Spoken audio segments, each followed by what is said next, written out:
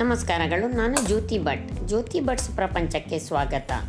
ಇದು ಅಕ್ಕಿ ತರಿ ಅಥವಾ ಇಡ್ಲಿ ರವಾ ಅಂತ ಹೇಳ್ತೇವಲ್ಲ, ಅದನ್ನು ಉಪಯೋಗಿಸಿಕೊಂಡು ರುಚಿಕಟ್ಟಾದ, ಅಪರೂಪದ, ಸುಲಭದ ಒಂದು ತಿಂಡಿ ಹೇಳಿಕೊಡುತ್ತೇನೆ. ನಮಗೆ ಬೆಳಗ್ಗೆ ಅಕ್ಕಿ ನೀರಲ್ಲಿ ಹಾಕಲು ಬಿಟ್ಟು ಹೋಗಿದೆ. ನಮಗೆ ದಿಢೀರಾಗಿ ಈ ತಿಂಡಿ ಮಾಡಬೇಕೆಂದನಿಸಿದರೆ ಇದನ್ನು ಮಾಡಬಹುದು. ಈಗ ನನ್ನ ತಂಗಿ ಊರಿಗೆ ಹೋಗಿದ್ದಾಗ ಅಲ್ಲಿ ಅತ್ಯಂತ ರುಚಿಕರವಾದ ಹಲಸಿನ ಹಣ್ಣು ಸಿಕ್ಕಿತ್ತು. ಹಲಸಿನ ಹಣ್ಣನ್ನು ನಮಗೆ ತುಂಬ ದಿನ ಕಾಪಿಡಬೇಕು, ತೆಗೆದಿಡಬೇಕೆಂದಾದರೆ ಈ ಥರ ಹಣ್ಣಿನ ಸೊಳೆಗಳನ್ನು ತೆಗೆದುಕೊಂಡು ಕವರಿನಲ್ಲಿ ಹಾಕಿ ಅದನ್ನು ಫ್ರೀಝರಿನಲ್ಲಿ ಇಟ್ಟು ಬಿಟ್ಟರಾಯಿತು. ಯಾವಾಗ ಬೇಕೆಂದಾಗ ನಮಗೆ ಸಿಹಿ ತಿಂಡಿಗಳು, ಗಟ್ಟಿ ಅಥವಾ ಇವತ್ತು ಮಾಡುವಂತಹ ಸುಟ್ಟವು ಎಂದು ನಾವು ಕರೆಯುವಂತಹ ತಿಂಡಿ ಅಥವಾ ಕನ್ನಡದಲ್ಲಿ ಗಾರಿಗೆ ಎಂದು ಹೇಳುವುದು, ಅದನ್ನೆಲ್ಲ ಸುಲಭದಲ್ಲಿ ಮಾಡಿಕೊಳ್ಳಬಹುದು. ಈಗ ನೋಡಿ, ಫ್ರೀಝರಿನಿಂದ ತೆಗೆದು ಆ ಕವರಿನನ್ನೇ ಒಂದು ನೀರಿನಲ್ಲಿ ಹಾಕಿಟ್ಟೆ ಸ್ವಲ್ಪ ಹೊತ್ತು. ಆಗ ಈ ಸೊಳೆಗಳನ್ನು ಒಂದೊಂದಾಗಿ ತೆಗೆಯಲು ಬಂತು. ಅದನ್ನು ಎಷ್ಟು ಬೇಕೋ ಅಷ್ಟು ತೆಗೆದಿಟ್ಟುಕೊಂಡು ಉಳಿದದ್ದನ್ನು ಪುನಃ ಫ್ರೀಝರಲ್ಲೇ ಇಟ್ಟುಬಿಟ್ಟೆ. ಇನ್ನೊಮ್ಮೆ ಪಾಯಸವೋ ಗಟ್ಟಿಯೋ ಏನೋ ಮಾಡಿಕೊಳ್ಳಬಹುದು. ಅದಕ್ಕಾಗಿ ಒಂದು ದೊಡ್ಡ ಬೌಲು ಹಲಸಿನ ಸೊಳ್ಳೆ, 1-1.5 ಕಪ್ಪು ಇಡ್ಲಿ ರವೆ, 1 ಸಣ್ಣ ಕಪ್ಪು ಕಾಯಿ ತುರಿ, ಸ್ವಲ್ಪ ಬೆಲ್ಲ, ಉಪ್ಪು ಇಷ್ಟಿದ್ದರೆ ಸಾಕು. ಈಗ ನೋಡಿ, ಆ ಫ್ರೀಝರಿನಿಂದ ತೆಗೆದಿಟ್ಟುಕೊಂಡಂತಹ ಹಲಸಿನ ತೊಳೆಯನ್ನು ಈ ಥರ ಮಿಕ್ಸಿ ಜಾರಿಗೆ ಹಾಕಿ ಅದನ್ನು ಮಿಕ್ಸಿ ಉಪಯೋಗಿಸಿ ಪಲ್ಸರಿನಿಂದ ಸ್ವಲ್ಪ ಅದನ್ನು ಮಿನ್ಸ್ ಮಾಡಿಕೊಳ್ಳೋಣ. ಇದು ಸ್ವಲ್ಪ ತರಿಯಾಗಿ ಸಣ್ಣ ಸಣ್ಣ ಚೂರುಗಳಾಗಲಿ. ಅದಕ್ಕಾಗಿ ನಾವು ಪಲ್ಸರನ್ನು ಉಪಯೋಗ ಮಾಡಿದರೆ ಇದು ಸರಿಯಾಗಿ ನಮಗೆ ಬೇಕಾದಂತೆ ಆಗುತ್ತದೆ.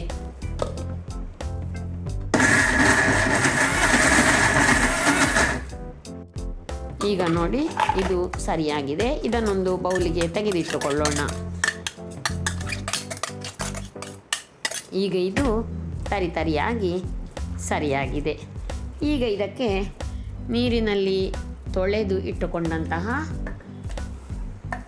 ಅಕ್ಕಿ ತರಿಯನ್ನು ಒಮ್ಮೆ ಮಿಕ್ಸಿ ಜಾರಿಗೆ ಹಾಕಿ ತಿರುಗಿಸಿ ಇದಕ್ಕೆ ಮಿಕ್ಸ್ ಮಾಡಿಕೊಳ್ಳಬೇಕು. ಅದರಲ್ಲಿ ಹೆಚ್ಚು ನೀರು ಇರುವುದು ಬೇಡ. ಆದಷ್ಟು ನೀರನ್ನು ಬಗ್ಗಿಸಿಕೊಂಡು ಅದಕ್ಕೆ ತೆಂಗಿನ ತುರಿಯನ್ನು ಹಾಕಿಕೊಳ್ಳಿ. ಹಾಗೆಯೇ 2 ದೊಡ್ಡ ಅಚ್ಚು ಬೆಲ್ಲ, ಅದನ್ನು ಸ್ವಲ್ಪ ಪುಡಿ ಮಾಡಿಕೊಂಡು ಈಗ ಮಿಕ್ಸಿಗೆ ಸೇರಿಸಿಕೊಳ್ಳೋಣ. ಈಗ ಎಲ್ಲ ಸೇರಿಸಿದ್ದಾಯಿತು. ಈಗ ಮಿಕ್ಸಿಯಲ್ಲಿ 1 ಸುತ್ತು ತಿರುಗಿಸಿಕೊಳ್ಳೋಣ. ಈಗ ನೋಡಿ, ಹಿಟ್ಟು ರೆಡಿ ಆಯಿತು. ಇದು ನೀರಾಗಿದೆ ಎಂದು ಅನಿಸಿದರೆ ಇದಕ್ಕೆ ಸೋಜಿ ಅಥವಾ ಉಪ್ಪಿಟ್ಟು ಮಾಡುವ ರವೆಯನ್ನು ಸೇರಿಸಿಕೊಳ್ಳಬಹುದು. ಈಗ ಇದು ಸ್ವಲ್ಪ ಅವಲಕ್ಕಿಯನ್ನು ನೀರಿನಲ್ಲಿ ಹಾಕಿಟ್ಟದ್ದು, ಅದನ್ನು ನೀರನ್ನು ಹಿಂಡಿಕೊಂಡು ಅದಕ್ಕೆ ಸೇರಿಸಿಕೊಳ್ಳಿ. ಈಗ ನಮ್ಮ ಗಾರಿಗೆಗೆ ಬೇಕಾದಂತಹ ಹಿಟ್ಟು ತಯಾರಾಗ್ತಾ ಇದೆ. ಈಗ ಇದನ್ನು ನಾವು ಹಲಸಿನ ಹಣ್ಣು ಸಣ್ಣಗೆ ಮಿನ್ಸ್ ಮಾಡಿ ಇಟ್ಟಿದ್ದೇವಲ್ಲ, ಅದಕ್ಕೆ ಸೇರಿಸಿಕೊಳ್ಳಬೇಕೀಗ.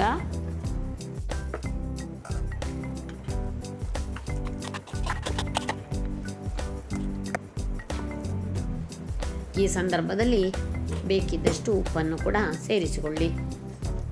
ಈಗ ನೋಡಿ, ಹಿಟ್ಟು ತಯಾರಾಗಿದೆ. ಇದು ಹಿಟ್ಟು ಹೇಗಿರಬೇಕೆಂದರೆ, ಚೆನ್ನಾಗಿ ಮಿಕ್ಸ್ ಮಾಡಿದ ನಂತರ ಅದರ ಥಿಕ್ನೆಸ್ಸನ್ನು ಸರಿಯಾಗಿ ನೋಡಿಕೊಳ್ಳಿ. ಕೈಯಿಂದ ಹಿಟ್ಟನ್ನು ತೆಗೆದು ಎಣ್ಣೆಗೆ ಬಿಡುವಂತಿರಬೇಕು. ಸರಿಯಾದ ಹದವನ್ನು ಗಮನಿಸಿಕೊಳ್ಳಿ.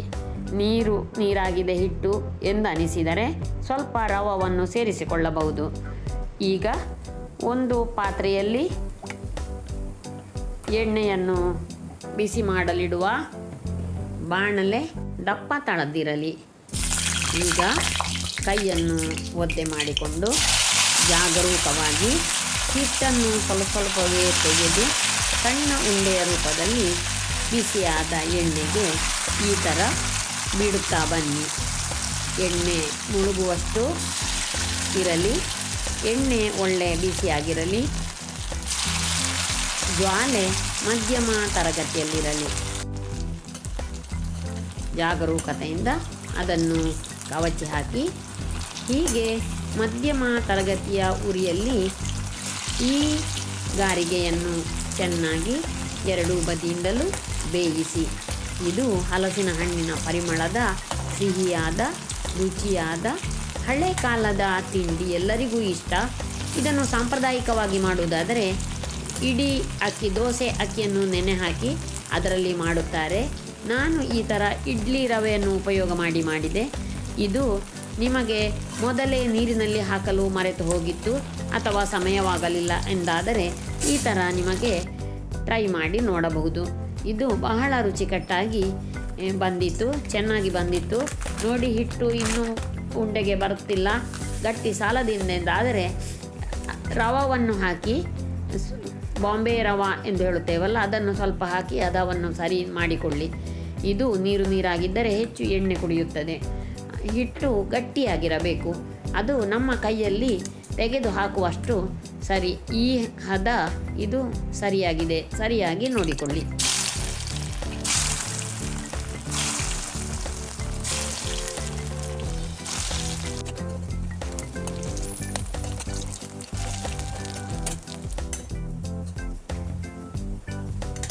ಸೀಸನ್ನಲ್ಲಿ ಸಿಗುವಂತಹ ಹಲಸಿನ ಹಣ್ಣು, ಅದರಿಂದ ಮಾಡುವಂತಹ ಖಾದ್ಯಗಳು ಎಲ್ಲರಿಗೂ ಬಹಳ ಇಷ್ಟ.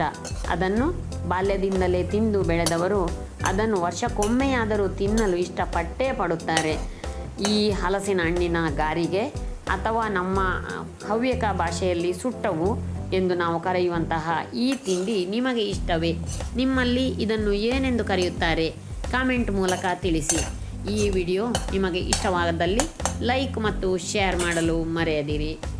ಇದನ್ನು ತಯಾರು ಮಾಡುವಾಗ ನೆನಪಿಟ್ಟುಕೊಳ್ಳಬೇಕಾದ ವಿಷಯಗಳು: ಉರಿ ಮಧ್ಯಮದಲ್ಲಿರಲಿ, ದೊಡ್ಡದಿದ್ದರೆ ಹೊರಗಿನಿಂದ ಬೇಯುತ್ತದೆ, ಒಳಗಿನಿಂದ ಹಸಿ ಇರುವ ಸಾಧ್ಯತೆ ಇದೆ, ಅಥವಾ ಹೊರಗಡೆ ಕಪ್ಪಾಗಿ ರುಚಿ ಹಾಳಾಗಬಹುದು.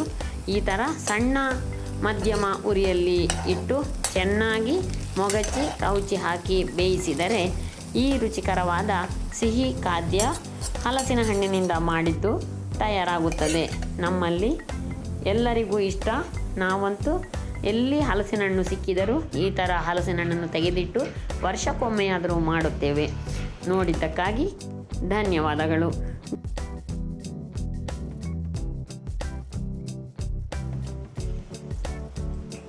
ನೀವೊಮ್ಮೆ ಇದನ್ನು ಪ್ರಯತ್ನ ಮಾಡಿ ನೋಡುತ್ತೀರಲ್ಲ, ನೋಡಿ, ತಿನ್ನಿ ಮತ್ತು ಎಂಜಾಯ್ ಮಾಡಿ ಮತ್ತು ಅಭಿಪ್ರಾಯವನ್ನು ತಿಳಿಸಿ. ನನಗಂತೂ ಬಹಳ ಇಷ್ಟವಾಯಿತು. ನಾನು ಮಾಡಿದೆ, ನಾನು ತಿಂದೆ. ನೋಡಿ, ಹರಳಾಗಿ ಚೆನ್ನಾಗಿ ಪರಿಮಳಯುತವಾಗಿತ್ತು. Wow, it is tasty.